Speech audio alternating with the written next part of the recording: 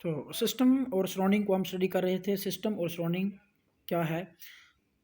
System हमारे पास universe का वो छोटा हिस्सा है जो अंडर इन्वेस्टिगेशन है, जो अंडर कंसिडरेशन है, जिसके साथ हम कैलकुलेशंस कर रहे हैं, जिसको हम स्टडी कर रहे हैं, वो सिस्टम है। ठीक है?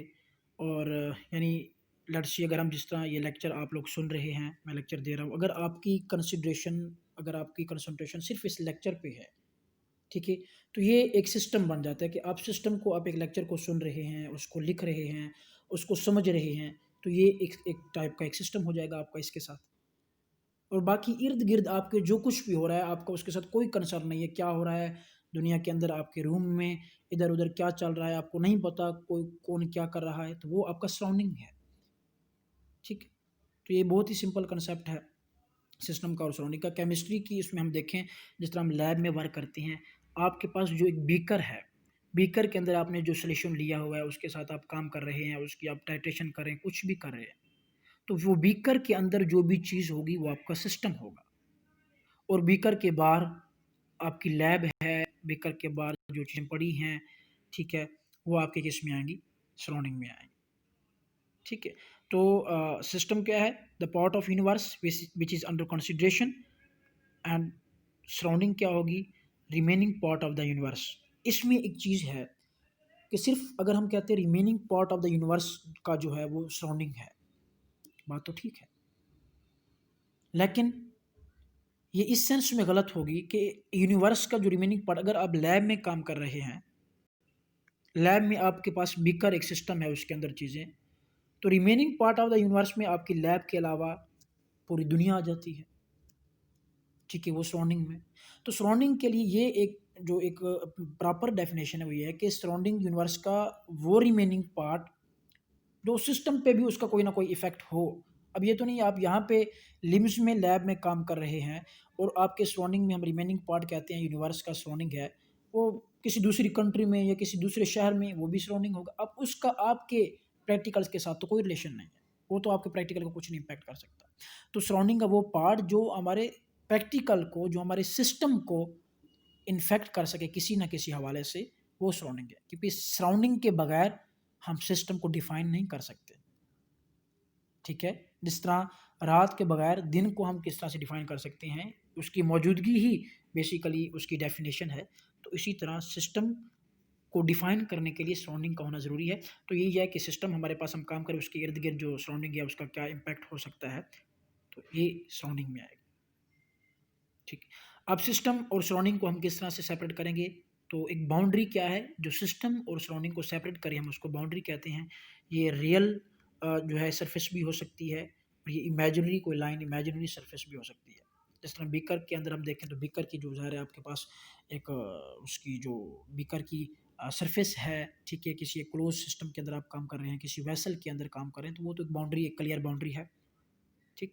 इमेजिनरी, जिस तरह मैंने एग्जांपल दी कि आप ये लेक्चर सुन रहे हैं और आपकी फुल कंसंट्रेशन इसी लेक्चर पे है, ठीक है, आपकी बाहर की दुनिया के साथ कोई लिंक नहीं है। तो आप देखें, आप लेक्चर सुन रहे हैं, आपका कंसंट्रेशन इस पे है, तो आपका सिस्टम इसके साथ जुड़ गया। आपके इर्द गिर्द बाउंड्री नहीं है, कोई स्पेसिफिक बाउंड्री नहीं है, आपके रूम, उसी रूम के अंदर कोई और दूसरा काम कर रहा है, लेकिन आपको उधर तवज्जो नहीं है, तो वो आपके सराउंडिंग में जाएगा। अगरचे आपके उनके दरमियान कोई एक रियल लाइन नहीं है, कोई रियल बाउंड्री नहीं है, एक इमेजिनरी बाउंड्री है ना, ठीक है, तो लेकिन वो भी सराउंडिंग में जाएगा। क्यों? क्योंकि उसके साथ आपका कोई उस टाइम लिंक नहीं है, आप उसको स्टडी नहीं कर रहे, आप वो चीज़ जो है वो आपके अंडर कंसंट्रेशन नहीं है, जिसको आप एक टाइम में स्टडी कर रहे होते हैं, वो आपका सिस्टम होता है। ठीक है? अब सिस्टम होमोजीनियस भी हो सकता है, हेट्रोजीनियस भी हो सकता है। अगर सिस्टम के अंदर, जिस तरह मैंने बीकर का कहा, उसके अंदर जो चीज़ें मौजूद हैं वो यूनिफॉर्म है, यानी एक ही स्टेट की चीज़ है, सारा लिक्विड है या सॉलिड है, या कोई सिस्टम के अंदर एक ही फॉर्म, एक ही गैस है, ठीक है, तो ये होमोजीनियस सिस्टम कहलाएगा। यानी उसके अंदर मौजूद सारे कंपोनेंट्स, जो भी चीज़ें हैं वो प्योर हैं, वो एक ही फॉर्म की हैं, वो यूनिफॉर्म है। और हेट्रोजीनियस क्या होगा कि अगर दो या दो से ज़्यादा चीज़ें हम एक सिस्टम के अंदर उसको एक ही वक्त में स्टडी कर रहे हैं, तो वो हेट्रोजीनियस सिस्टम कहलाएगा। ठीक है? जिस तरह कोई सोल्यूशन आप बनाते हैं, उसके अंदर सॉलिड भी डाला, आपने लिक्विड भी डाला, तो दो डिफरेंट स्टेट्स हो गई, यूनिफॉर्म तो ना रहा। ठीक है? वो हेट्रोजीनियस जो है वो सिस्टम के अंदर आएगा। ये तो एक वैसे उसकी बेसिक टर्म्स थी। जो हम इस केमिकल थर्मोडायनामिक्स में सिस्टम की टाइप्स यूज़ करते हैं, तो वो बेसिकली 3 किस्म के सिस्टम होते हैं। Open system, close system and isolated system. Open system क्या है? ओपन, दो चीज़ें इसकी जो हम सिस्टम को डिफाइन करते हैं ना, ये जो तीन टाइप्स हैं, ये दो चीज़ों की बेसिस पे हैं। पहला मास एक्सचेंज और दूसरा एनर्जी एक्सचेंज। कि सिस्टम और सराउंडिंग के दरमियान अगर मास का भी तबादला हो रहा है, सिस्टम से मास जो है वो सराउंडिंग में जा रहा है, सराउंडिंग से सिस्टम में आ रहा है, और सिस्टम से एनर्जी भी जा रही है बाहर सराउंडिंग में और सराउंडिंग से अंदर सिस्टम में आ रही है, तो ये ओपन सिस्टम होगा। ठीक है, यानी बोथ मास एंड एनर्जी दोनों का अगर एक्सचेंज होता है बिटवीन सिस्टम एंड सराउंडिंग, तो ये हमारे पास क्या होगा? ओपन सिस्टम होगा। ठीक है, फॉर एग्जांपल जैसे आप किसी ओपन वेसल के अंदर किसी बर्तन में पानी को गर्म करते हैं, बॉयल करते हैं, तो हीट बाहर जा रही है, यानी एनर्जी का एक्सचेंज हो रहा है। अच्छा, ये भी है, एनर्जी जो है वो दो तरह से एक्सचेंज हो सकती है। In the form of heat भी एक्सचेंज हो सकती है, in the form of work भी एक्सचेंज हो सकती है। वर्क भी तो एनर्जी के एक टाइप है ना। ठीक है, वर्क करते हैं आप किसी उसके ऊपर, सिस्टम के ऊपर वर्क करते हैं, या सिस्टम कोई वर्क करता है, तो ये भी एनर्जी का एक्सचेंज समझा जाएगा। इसको आगे क्लोज सिस्टम और आइसोलेटेड सिस्टम में इसको हम देखेंगे। तो यहाँ ओपन सिस्टम में क्या है कि अगर आपके पास एक बर्तन है, एक ओपन वेसल है, उसमें से हीट बाहर जा रही है, एनर्जी का एक्सचेंज हो रहा है, उसमें से स्टीम की फॉर्म में जो वाटर है या जो भी उसके अंदर चीज़ है वो भी तो बाहर जा रहा है, तो वो मैटर का एक्सचेंज है, वो मैस का एक्सचेंज है। ठीक है, मैस का ट्रांसफर है, तो ये हमारे पास ओपन सिस्टम होगा, वेरी सिंपल। इस तरह क्लोज सिस्टम क्या होगा कि वो सिस्टम, इसमें एनर्जी का ट्रांसफ़र तो होता है in the form of heat या in the form of work, energy exchange हो रही है सिस्टम और सराउंडिंग के दरमियान, लेकिन मैस जो है वो ट्रांसफ़र नहीं होता। जो अंदर चीज़ मौजूद है, जो मैटर है, मैस है सिस्टम के अंदर, वो ना बाहर जा सकती है, ना सराउंडिंग से कोई चीज़ उसके अंदर आ सकती है, लेकिन हीट का एक्सचेंज हो रहा है।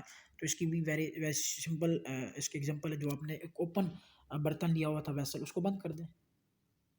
ठीक है, उसको जैसे आप बंद करेंगे ओपन वेसल को, तो अब उसमें से जो स्टीम, भाप, जो भी कुछ बन रही है, पानी ही उसके अंदर बॉयल हो रहा हो अगर, ठीक है, तो वो पानी, जो स्टीम, जो उसके वेपर्स बनेंगे, वो उसके अंदर बर्तन के अंदर ही मौजूद रहेंगे, बाहर नहीं जा सकेंगे। क्लोज सिस्टम होगी, लेकिन बर्तन को आप बाहर से हाथ लगे वो गर्म होगा, यानी हीट जो है वो, एनर्जी जो है उसका एक्सचेंज अब भी हो रहा है। ठीक है, एनर्जी एक्सचेंज हो रहा है, लेकिन मास ट्रांसफ़र या मास का एक्सचेंज नहीं हो रहा हो, तो ये क्लोज सिस्टम है, यानी इसमें एनर्जी एक्सचेंज होती है, मास एक्सचेंज नहीं होता। ठीक है, तीसरी हमारे पास टाइप है आइसोलेटेड सिस्टम।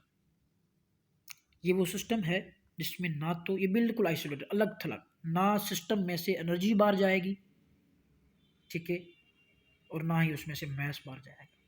इसके एग्जांपल, जिस तरह आपके पास एक थर्मोस फ्लास्क के अंदर आप चाय लेते हैं, पानी है, गर्म है, तो देखें उसके अंदर गर्म रहती है, यानी ना तो बाहर उसमें से हीट निकल रही है, एनर्जी निकल रही है, ठीक है, और ना ही उसमें से वो मैटर बाहर आ रहा है। जब तक, हाँ, जब आप उसको थर्मोस फ्लास्क से जब आप कप में डालेंगे चाय, तो फिर वो ओपन सिस्टम हो जाएगा। जब तक फ्लास्क के अंदर मौजूद है, तब तक वो क्या है? आइसोलेटेड सिस्टम है, क्योंकि उसमें से ना मास बाहर आ रहा है, ना ही उसमें से एनर्जी जो है वो बाहर आ रही है। ठीक है, अच्छा, इसमें एक छोटा सा ये कंसेप्ट है कि अगर हमारे पास क्लोज्ड वेसल हो और जो वेसल है वो आइसोलेटेड हो, सॉरी इंसुलेटेड हो, यानी उसमें से हीट ट्रांसफर नहीं हो सकती, तो फिर ये कौन सा सिस्टम होगा? अब हीट तो ट्रांसफर नहीं हो रही, हमने उसको इंसुलेट कर दिया, और क्लोज्ड है तो मास तो वैसे नहीं एक्सचेंज हो रहा। अब अगर उसके ऊपर हम पिस्टन रख देते हैं, पिस्टन से उसको प्रेस करते हैं या उसको एक्सपैंड करते हैं, तो ये वर्क हो रहा है, मैकेनिकल वर्क है। अगर सिस्टम वर्क करेगा, ठीक है, तो ज़ाहिर वो एनर्जी लूज़ करेगा। अगर सिस्टम के ऊपर हम वर्क करते हैं तो सिस्टम एनर्जी गेन करेगा। अब एनर्जी का एक्सचेंज तो हो रहा है, हालांकि क्लोज्ड वेसल है, इंसुलेटेड है, बाज़ाहिर ना उसमें से हीट खारिज हो रही है, एयर का ट्रांसफ़र हो रहा है, ना मैस का ट्रांसफ़र होता है। तो यहाँ पे थोड़ी सी कन्फ्यूजन रहती है कि अगर इस तरह का सिस्टम हो तो हम उसको नॉर्मली आइसोलेटेड सिस्टम में ले लेते हैं, लेकिन ये आइसोलेटेड नहीं है, ये क्लोज सिस्टम है, क्योंकि उसमें इन the form of work energy का एक्सचेंज हो रहा है। हाँ, अगर पिस्टन नहीं है, उसके ऊपर ये वर्क नहीं हो, आइसोलेटेड सिस्टम की कैटेगरी में आएगा। ओके, अच्छा, उसके बाद सिस्टम की प्रॉपर्टीज़, दो किस्म के सिस्टम की प्रॉपर्टीज़ होती है। एक सिस्टम है, ठीक है, तो उसकी जो फिजिकल कंडीशंस हैं, जो उसकी करेक्टरिस्टिक्स हैं, वो उसकी प्रॉपर्टीज़ कहलाएंगी। दो किस्म की होती हैं, एक्सटेंसिव प्रॉपर्टीज़ और इंटेंसिव प्रॉपर्टीज़। जितने भी ये पैरामीटर्स हैं, प्रेशर है, टेम्परेचर है, वॉल्यूम है, कंसंट्रेशंस है, enthalpy, entropy, Gibbs free energy, density, ये सारी प्रॉपर्टीज़ जो एक किसी भी सिस्टम को डिफाइन करने के लिए हम उसको स्टडी करते हैं, तो इनको दो कैटेगरीज में केमिकल थर्मोडायनामिक्स में क्लासीफाई किया गया है, एक्सटेंसिव और इंटेंसिव। बहुत सिंपल कंसेप्ट है। एक्सटेंसिव प्रॉपर्टीज़ वो होती हैं जो सिस्टम की अमाउंट पे डिपेंड करें। अमाउंट ऑफ द सिस्टम या साइज ऑफ द सिस्टम अगर हम चेंज करते हैं और उसके साथ वो प्रॉपर्टी चेंज हो जाती है तो ये एक्सटेंसिव प्रॉपर्टी कहलाएगी। मिसाल के तौर पर एक गिलास का पानी का एक गिलास मैं देता हूँ आपको, ठीक है, और दूसरी साइड पे हमारे पास क्या है, एक बाल्टी है पानी की, तो मास किसका ज़्यादा होगा? जाहिर है पानी का मास जो बाल्टी में मैंने आपको दिया, क्योंकि उसमें सिस्टम की अमाउंट, उसका साइज़ बड़ा है, तो उसका मैस भी क्या होगा? ज़्यादा होगा। तो मैस क्या हो गई? Extensive property. क्यों? क्योंकि ये अमाउंट ऑफ द सिस्टम पे डिपेंड कर रहा है। इस तरह वॉल्यूम, अगर कम मिकदार में कोई आप एक चीज़ लेंगे, गैस है कोई, वही पानी वाली मिसाल ले लें कि अगर एक गिलास पानी है तो उसका वॉल्यूम कम है, ठीक है। अगर वही चीज़, अब नेचर नहीं चेंज किया हमने, उस चीज़ की स्टेट नहीं चेंज की, तो उसकी अमाउंट बढ़ी, उसका साइज़ बढ़ा, तो ये प्रॉपर्टी भी चेंज हो गई। तो ये mass, volume, enthalpy, internal energy, entropy, energy की जितनी भी फॉर्म्स हैं, Gibbs free energy, entropy, enthalpy है, ठीक है, वर्क की फॉर्म में है, हीट की फॉर्म में है, ये सारी हमारे पास क्या है? एक्सटेंसिव प्रॉपर्टीज़ हैं। यानी क्या कि अगर हम सिस्टम की अमाउंट चेंज करें, हम सिस्टम का साइज़ चेंज करें, ठीक है, तो ये प्रॉपर्टी भी चेंज हो जाएगी, इनकी वैल्यूज़ भी क्या हो जाएंगी? अगर चेंज हो जाती हैं तो ये हमारे पास एक्सटेंसिव प्रॉपर्टीज़ होंगी, ठीक है। दूसरी हमारे पास इसमें इंटेंसिव प्रॉपर्टीज़, तो ये उसका उलट है कि ये कांस्टेंट है, ये फिक्स्ड है, ये हमारे पास सिस्टम की नेचर पे डिपेंड करती हैं, स्टेट पे डिपेंड करती हैं, ये उनकी अमाउंट या साइज पे नहीं डिपेंड करती। वेरी सिंपल, सपोज डेंसिटी है। अब वाटर की डेंसिटी हम ऑलमोस्ट लेते हैं 1 ग्राम पर डेसीमीटर क्यूब है। चाहे एक गिलास पानी हो उसकी डेंसिटी भी यही होगी, चाहे एक पूरा तालाब पानी का हो, पूरा बाल्टी है पूरी पानी की, तो उसमें भी पानी की जो डेंसिटी है कहीं पे भी होगी, एक प्योर वाटर की डेंसिटी हमारे पास 1 ग्राम पर डेसीमीटर क्यूब भी होगी। अब ये वैल्यू क्या होगी? फिक्स होगी। आप कोई और आप लिक्विड लेंगे पानी के अलावा तो उसकी डेंसिटी ज़ाहिर है चेंज होगी, लेकिन पानी आप जितनी भी मिकदार में लें वो हमारे पास क्या होगी? उसकी डेंसिटी सेम होगी। तो देखिए ये अमाउंट पे नहीं डिपेंड कर रही, साइज़ पे नहीं डिपेंड कर रही। तो इसी तरह बाकी प्रॉपर्टीज़ हैं। अब जिस तरह बॉइलिंग पॉइंट है, अब पानी का बॉइलिंग पॉइंट हम शुरू से पढ़ते आ रहे हैं 100 डिग्री सेंटीग्रेड। अब उसमें कहीं नहीं आपने पढ़ा होगा एक गिलास पानी का होगा तो उसका 100 डिग्री पे बॉयल होगा, और अगर एक पूरी बाल्टी है पानी की तो वो उसका बॉइलिंग पॉइंट कोई और होगा, वो भी 100 डिग्री सेंटीग्रेड पे ही बॉयल होगा। तो बॉइलिंग पॉइंट, फ्रीजिंग पॉइंट, ठीक है, स्पेसिफिक वॉल्यूम है, डेंसिटी है, ये कंसंट्रेशन टर्म्स जितनी ही हैं, molarity, molality, normality, mole fraction है हमारे पास, परसेंटेज, वॉल्यूम वॉल्यूम, मास मास, ये सारी जो प्रॉपर्टीज़ हैं ये इंटेंसिव प्रॉपर्टीज़। तो इसमें एक थोड़ी सी ट्रिक है याद करने के लिए, हम किसको किस कैटेगरी में रखें, ठीक है। टेम्परेचर हमारे पास क्या है? ये इंटेंसिव प्रॉपर्टी में आता है। प्रेशर और वॉल्यूम ज़ाहिर है वो एक्सटेंसिव प्रॉपर्टीज में आएंगे। तो अगर आपके पास इस तरह की रेशियो है ना, एक्सटेंसिव प्रॉपर्टी और एक्सटेंसिव प्रॉपर्टी की जो रेशियो होती है, जिस तरह मोलैरिटी को अगर हम डिफाइन करना चाह रहे हैं कि मोलैरिटी एक्सटेंसिव है या इंटेंसिव है, तो मोलैरिटी की क्या डेफिनेशन है? Number of moles per volume in decimetre cube है ना। तो नंबर ऑफ मोल्स क्या है? वो भी एक एक्सटेंसिव प्रॉपर्टी है, ठीक है। ज़ाहिर है अगर जितना सिस्टम ज़्यादा होगा उसकी अमाउंट ज़्यादा होगी तो नंबर ऑफ मोल्स भी ज़्यादा होंगे, ठीक है, एक्सटेंसिव प्रॉपर्टी है। वॉल्यूम वो भी एक्सटेंसिव प्रॉपर्टी है। तो एक्सटेंसिव और एक्सटेंसिव प्रॉपर्टी की जो रेशियो होती है हमेशा वो इंटेंसिव प्रॉपर्टी होगी। अब चूंकि मोलैरिटी हमारे पास दो एक्सटेंसिव प्रॉपर्टीज़ की रेशियो है, तो इसलिए मोलैरिटी क्या होगी? इंटेंसिव प्रॉपर्टी होगी। इसी तरह मोलैलिटी है, इसी तरह नॉर्मेलिटी है, मोल फ्रैक्शन है, ठीक है, पार्ट्स पर मिलियन पर बिलियन, कंसंट्रेशन टर्म्स जितनी भी हैं ये इंटेंसिव प्रॉपर्टीज़ हैं। बाकी भी अगर कोई इस तरह का आपको नहीं समझ आ रहा तो उसका ये देखें कि उसका फार्मूला क्या है। अगर वो एक्सटेंसिव टू एक्सटेंसिव, दो एक्सटेंसिव प्रॉपर्टीज़ की रेशो है तो वो इंटेंसिव प्रॉपर्टी होगी। तो ये बहुत इंपॉर्टेंट कंसेप्ट है, इसको भी समझ लें। उसके बाद इसके अंदर हम यूज़ करते हैं state of a system and state variable. एक सिस्टम को, जो सिस्टम की कंडीशंस हैं, ठीक है, और वो कौन डिफाइन करेगा? प्रेशर है, टेम्परेचर है, वॉल्यूम वगैरह, ये जो माइक्रोस्कोपिक प्रॉपर्टीज़ हैं ये एक सिस्टम की स्टेट को डिफाइन करते हैं। क्या मतलब? मिसाल के तौर पर एक गैस है, मैं ये कहता हूँ कि इस टाइम इस गैस का 1 एटमॉस्फेरिक प्रेशर है, 20 डिग्री सेंटीग्रेड इसका टेम्परेचर है, ठीक है, और 10 डेसीमीटर क्यूब इसका वॉल्यूम है।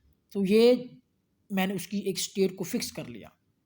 ये जो कंडीशंस हैं, प्रेशर, टेम्परेचर, वॉल्यूम की, नंबर ऑफ मोल्स की, जो भी कंडीशंस हैं, ये उस सिस्टम की स्टेट को डिफाइन कर रही है। ये सिस्टम की हालत है, ये उसका इंट्रोडक्शन है, और ये फिक्स्ड रहेगी।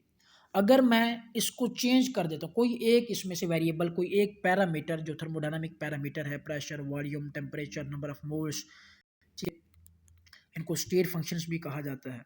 अगर कोई मैं एक चेंज करता हूँ, यानी टेम्परेचर चेंज कर देता हूँ, या प्रेशर चेंज कर देता हूँ, या वॉल्यूम चेंज कर देता हूँ, अब गैस वही है, लेकिन अब उसकी स्टेट चेंज होगी। अब वो किसी और स्टेट में होगी। अब वो किसी और स्टेट में होगी। क्यों? क्योंकि मैंने वेरिएबल चेंज कर दिया, मैंने उसका पैरामीटर्स को थोड़ा सा चेंज कर दिया। तो basically state of a system क्या होती है कि एक टाइम पे ये जो पैरामीटर्स हैं, ये जो माइक्रोस्कोपिक प्रॉपर्टीज़ हैं, प्रेशर, वॉल्यूम, टेम्परेचर वगैरह, ये किसी एक, इनकी अगर एक डेफिनेट वाली वैल्यू हो, तो वो ये एक सिस्टम की स्टेट को डिफाइन करते हैं। ये बुनियादी जो फंडामेंटल प्रॉपर्टीज़ हैं सिस्टम की, जो एक कम्प्लीटली सिस्टम की स्टेट को डिफाइन करें, उनको हम कहते हैं स्टेट वेरिएबल्स, जिन पे सिस्टम डिपेंड कर रहा है कि अगर वो वेरिएबल चेंज होता है तो सिस्टम की स्टेट भी चेंज हो जाती है। इसमें ये हमारे पास 7-8 कॉमनली हम यूज़ करते हैं स्टेट वेरिएबल्स, स्टेट फंक्शंस या थर्मोडायनामिक फंक्शंस, या इनको थर्मोडायनामिक पैरामीटर्स भी कहते हैं, जिनमें हमारे पास टेम्परेचर है, प्रेशर है, वॉल्यूम है, एंथैल्पी है, एंट्रोपी है, गिब्स फ्री एनर्जी है। तो ये सारे स्टेट फंक्शंस हैं, ठीक है। तो एक स्टेट सिस्टम है, पहले उसकी एक इनिशियल वैल्यू होगी किसी उसके एक स्टेट फंक्शन के, उसको हम चेंज करेंगे, चाहे जिस तरीके से भी चेंज करें, पाथ पे डिपेंड नहीं करते। अब लेट्स सी मैंने टेम्परेचर चेंज किया, T1 टेम्परेचर उसका 20 डिग्री था, किसी भी गैस का, किसी भी सिस्टम का, मैंने उसको चेंज करके 40 डिग्री कर दिया। अब ये उसका T2 फाइनल स्टेज होगी, इनिशियल वैल्यू और फाइनल वैल्यू, इसका हम डिफरेंस चुनेंगे। तो ये सिर्फ इनकी इनिशियल और फाइनल वैल्यूज़ पे डिपेंड कर रहा है, इस पर नहीं डिपेंड कर रहा कि जो 20 डिग्री सेंटीग्रेड की मैं चेंज लेके आया हूँ टेम्परेचर की, वो किस तरीके से लेके आया हूँ, किस पाथ को, किस रूट को मैंने फॉलो किया है, ठीक। अगर ये कोई ऐसा वेरिएबल्स जो पाथ पे डिपेंड करे, तो वो फिर स्टेट वेरिएबल नहीं रहता, वो फिर पाथ वेरिएबल बन जाता है। जैसे हमारे पास हीट और वर्क की वैल्यूज़ हैं, ये पाथ पे डिपेंड करती हैं, ठीक है। किस तरह से आप जो हीट के अंदर आप चेंजेस लेके आए, या जो वर्क आपने किया उसमें किस तरह से वर्क किया, किस तरीके से मैकेनिकल वर्क है, एक्सपेंशन वर्क है, तो वो पाथ पे डिपेंड करते हैं। इसलिए हीट को, वर्क को हम स्टेट फंक्शंस नहीं कहते, हम इनको पाथ वेरिएबल्स या पाथ फंक्शंस कहते हैं। केमिकल थर्मोडायनामिक्स में हमने इन स्टेट फंक्शंस या स्टेट वेरिएबल्स के साथ जो एक सिस्टम की स्टेट को डिफाइन कौन करेगा, सिर्फ स्टेट फंक्शन डिफाइन करेगा, ठीक। उसके बाद नेक्स्ट टर्म है इक्वेशन ऑफ स्टेट, ठीक है। तो एक सिस्टम के अंदर जो मुख्तलिफ स्टेट फंक्शंस हैं, जो माइक्रोस्कोपिक प्रॉपर्टीज़ हैं, प्रेशर, वॉल्यूम, टेम्परेचर वगैरह, इनका आपस में मैथमेटिकल क्या रिलेशन है कि अगर एक चीज़ हम चेंज करती हैं तो दूसरी चीज़ कैसे चेंज हो जाएगी। तो इनका रिलेशन को हम इक्वेशन ऑफ स्टेट कहते हैं।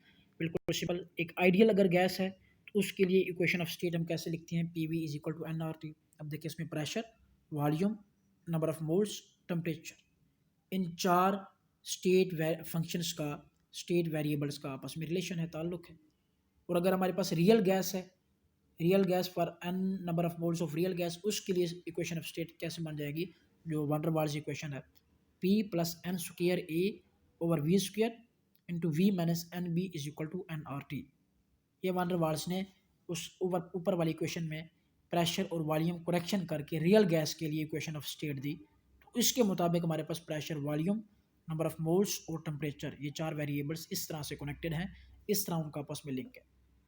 तो अगर एक सिस्टम के अंदर ज़ाहिर एक वक्त में हमको एक चीज़ चेंज करेंगे ना, एक वेरिएबल होगा, ठीक है। अगर हमें प्रेशर, वॉल्यूम, टेम्परेचर का लेट्स सी पता है, उसकी वैल्यू फिक्स्ड है, और हमारा वेरिएबल उस टाइम में नंबर ऑफ मोल्स हैं, तो उसकी हम वैल्यू फाइंड कर सकते हैं, ठीक है। अगर तीन इसमें से चीज़ें फिक्स्ड है, हमें उनकी वैल्यूज़ पता हैं, तो हम चौथी चीज़ को हम जो है वो फाइंड कर सकते हैं। तो ये उनका क्वांटिटेटिव या मैथमेटिकल रिलेशनशिप है किसके दरमियान, स्टेट वेरिएबल्स के दरमियान। उसके बाद थर्मोडायनामिक प्रोसेस, किस किस्म के थर्मोडायनामिक प्रोसेस होते हैं। जब सिस्टम एक थर्मोडायनामिक स्टेट से दूसरी थर्मोडायनामिक स्टेट में जाता है, चेंज होता है, तो उसमें क्या है, कब जाएगा? उसी सूरत में जा सकते हैं जब उसमें कोई वेरिएबल चेंज हो रहा हो। जैसे मैंने पहले बताया कि गैस है, पहले उसका प्रेशर, वॉल्यूम, टेम्परेचर की वैल्यू फिक्स है, तो उसकी स्टेट फिक्स्ड है। अगर इसमें से कोई एक वेरिएबल मैं चेंज करता हूँ तो उसकी स्टेट चेंज हो जाएगी। अब पहले उसकी इनिशियल स्टेट थी, अब उसकी फाइनल स्टेट हो गई। तो ये जो चेंज आती है इसको हम कहते हैं थर्मोडायनामिक प्रोसेस। किस तरह से है, ये कितनी टाइप्स के हमारे पास, इसमें सबसे पहले साइक्लिक प्रोसेस। अगर सिस्टम के अंदर चेंज इस तरह से आती है उसकी स्टेट में, ठीक है, कोई भी वेरिएबल चेंज करें, चेंज किसी भी वेरिएबल की वजह से हो, हम ओवरऑल जनरल उसका व्यू देख रहे हैं। अगर सिस्टम के अंदर इतनी नंबर ऑफ चेंजेस आती हैं उसकी स्टेट में कि जहाँ से सिस्टम चला था वहीं पे वापस आ जाए, यानी अगर ए से बी में चेंज हुआ, बी से सी में, सी से डी में और डी से वापस ए में आ गया, एक साइकिल चला, तो नेट उसके अंदर जो चेंज आएगी, change in energy, change in enthalpy, ठीक है, ओवरऑल वो ज़ीरो होगी। नहीं, इसको यूँ समझ लें कि अगर एक पहले की रिएक्शन हुआ ए टू बी, उसमें से कुछ अमाउंट ऑफ हीट जो है वो रिलीज़ होती है, बी टू सी गया, कुछ अमाउंट ऑफ हीट उसने एब्जॉर्ब की, सी टू डी गया, उसने कुछ अमाउंट ऑफ हीट जो है फिर रिलीज़ की, इसी तरह जब वापस डी से ए में आता है तो कुछ अमाउंट ऑफ हीट उसमें से फिर वो एब्जॉर्ब करता है। जब इनको जो रिलीज़ हो रही है और जो एब्जॉर्ब हो रही है, ओवरऑल इस पूरे साइकिल के लिए हम इसको जब सम करते हैं, ठीक है, कास्ट हैबर्स प्रोसेस में भी आप लोगों ने पढ़ा होगा, ठीक है, समेशन लॉ के हवाले से। तो जब इस पूरे साइकिल के लिए आप किसी इसको कैलकुलेट करते हैं इंटरनल एनर्जी को, या जिस वेरिएबल्स की वजह से उस स्टेट के अंदर चेंज आ रही है, तो ओवरऑल उसके अंदर नेट जो चेंज है वो ज़ीरो होगी, यानी ओवरऑल हम कहते हैं कांस्टेंट रहती है। सारे चेंज तो हो रहा है, वेरिएबल चेंज हो रहा है, लेकिन नेट जो उसके अंदर चेंज है वो ज़ीरो होगी। जितना उसने हीट रिलीज़ की उतनी ही उसने सिस्टम से, सराउंडिंग से एब्जॉर्ब कर ली। तो इसको हम कहेंगे साइक्लिक प्रोसेस। हमेशा जो साइक्लिक प्रोसेस होता है, ठीक है, उसकी नेट चेंज कोई भी वेरिएबल हो, इंटरनल एनर्जी है या एंथैल्पी है, वो जीरो होती है। दूसरा हमारे पास इसमें isothermal process, very simple, love से ज़ाहिर है, iso mean same, thermal mean temperature. अगर किसी प्रोसेस के अंदर चेंज आ रही है, हम टेम्परेचर को फिक्स कर देते हैं, कोई दूसरा वेरिएबल चेंज हो रहा है, प्रेशर है, वॉल्यूम, कुछ भी है, लेकिन उस पूरे सिस्टम के अंदर टेम्परेचर फिक्स रहता है, टेम्परेचर चेंज नहीं होता, तो हम इसको कहेंगे आइसोथर्मल प्रोसेस। यानी टेम्परेचर क्या है, कांस्टेंट है। Change in temperature d of t is equal to zero. D यहाँ पे रिप्रेजेंट करे चेंज को। अगर वेरी स्मॉल चेंज को रिप्रेजेंट करना हो तो ये स्मॉल डी हम यूज़ करते हैं। अगर बिग चेंज को रिप्रेजेंट करना हो तो उसको हम डेल्टा यूज़ करते हैं, डेल्टा, ठीक है, जो वो हमारे पास एक मुसल्लिस की तरह का जो निशान होता है, ठीक है, वो डेल्टा, जिस तरह डेल्टा एच है, डेल्टा ई है। तो बिग चेंज को शो करने के लिए डेल्टा यूज़ करते हैं। अगर स्मॉल चेंज है, डेरिवेटिव की एक नोटेशन है, तो उसके लिए हम डी यूज़ करते हैं।